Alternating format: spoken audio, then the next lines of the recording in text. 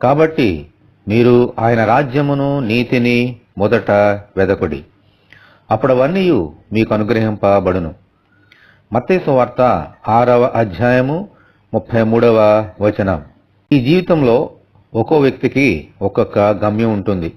Doctor కావాలనో, engineer కావాలనో, IAS కావాలనో, ఇలా ఎన్నెన్నో. బాగా కృషి చేసిన వారు వారి వారి గమ్యాలను చేరుకుంటున్నారు. అయితే ఈ గమ్యాలు వారికి ఆత్మ సంతృప్తిని ఇవ్వలేవు, దేవుని రాజ్యంలోనికి నడిపించలేవు.